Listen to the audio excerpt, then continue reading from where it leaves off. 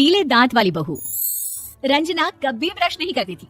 उसे कितनी बार उसके माँ बाप ने डांटा, लेकिन उसका कोई असर उस पर होता ही नहीं था, जिस कारण से उसके दांत पीले पीले हो जाते हैं।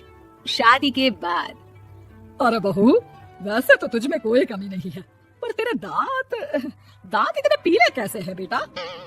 कैसे है मतलब? कोई सर्जरी थोड़ी ना कराइए। वो तो क्या नाम, मैं ब्रश नहीं करती थी तो पीले हो गए। अब क्या करूं? आप कहें तो लाल करवा लूं या फिर काले? यार ये क्या है, क्यों माँ से लड़ रही हो? लड़ रही हूँ?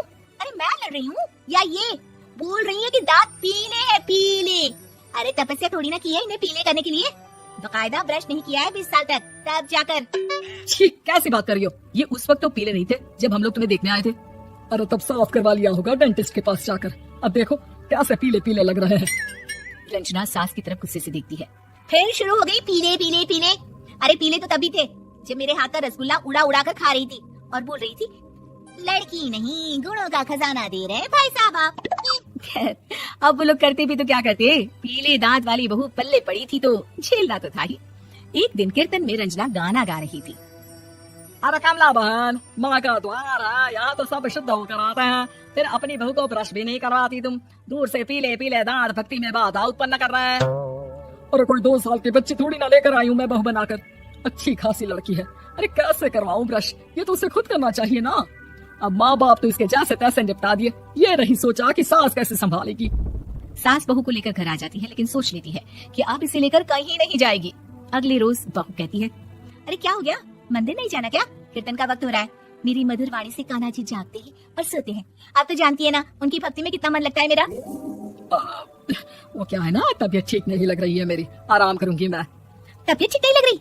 अभी तो मिथुन के गाने पर नाच रही थी आप, और अब बोल रही है कि तबीयत ठीक नहीं लग रही। अरे भक्ति में मन लगा लो सासू माँ, ऊपर जाना है, क्या मुंह दिखाओगी आप? हाँ, सास को बहू की बात पर गुस्सा आ जाता है। मैं क्या मुंह दिखाऊंगी, इसकी चिंता तो ना कर, समझी? अपने मुंह की चिंता कर, जो ये पीले पीले दांत लेकर हर जगह पहुंच जाती है। पता है लोग कितना मजाक बनाते हैं। ना जी ना, मैं नहीं जाना कहीं तेरे साथ। तो ये बात है, कोई ना, मत जाओ, मैं अपने कमरे में ही बैठकर भक्ति कर लूंगी। ऊपर वाला दांत थोड़ी ना देखता है, मन देखता है, भावना देखता है। और अरे बस बस, तू सब कुछ दिखा, बस ये सफेद चमकदार दांत ना दिखाना किसी को, है? जा यहाँ से। बहू को सास की बात का कोई फर्क नहीं पड़ता, वो तो जैसी थी वैसी ही रह जाती है। सुबह नहाकर किचन में खाना बनाना, फिर खाना खाना, कीर्तन भजन करना और सो जाना। एक दिन, माँ जी मैं सहेली के घर जा रही हूँ, शाम को लेट आऊंगी। हाँ, तो जाना, मैंने कौन सा तेरी आरती करनी है घर पर बैठकर। रंजना सहेली के घर जाती है, जहाँ वो पार्टी में जाने की तैयारी कर रही होती है। अरे शिखा, कहाँ जाने की तैयारी कर रही है? मैं गलत वक्त पर आ गई क्या? अरे नहीं यार, उल्टा सही वक्त पर आ गया। मैंने ये साड़ी और ज्वेलरी निकाली है यार, शाम को इनके ऑफिस की एक पार्टी में जाना है। बताना कैसा लग रहा है ये सब? नहीं यार, इस ड्रेस के साथ तो वो वाली ज्वेलरी अच्छी लगेगी। हाँ सही बोल रही है, मैंने ध्यान ही नहीं दिया। वैसे तो हमेशा से मस्त फैशन सेंस रखती है।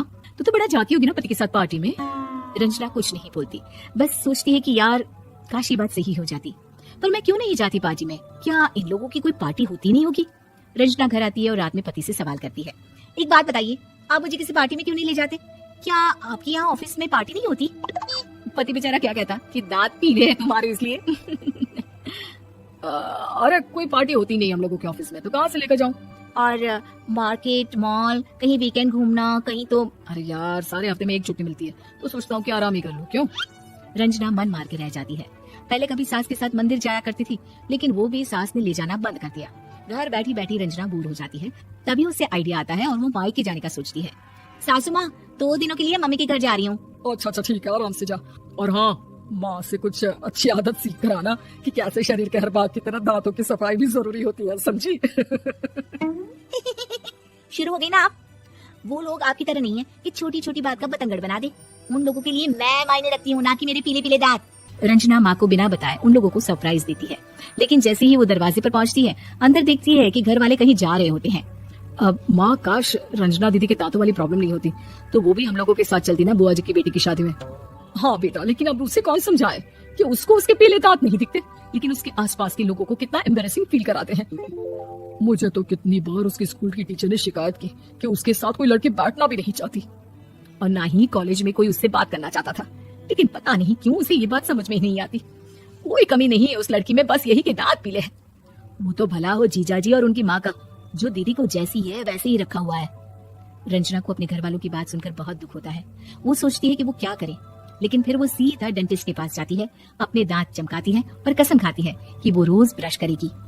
अरे क्या हो गया, तुम तो 2 दिनों के लिए गई थी ना, पर कोई ना, अच्छा है, चलो आ गई तो। रंजना सास के सामने आकर खड़ी हो जाती है और पूरी स्माइल करती है, उसके चमकदार दांतों को दिखाती हुई। चले मंदिर। माँ मुझे माफ कर दीजिए, मैंने आप लोगों को बहुत एम्बेरसिंग फील करवाया। मैं आज से रोज ब्रश करूंगी।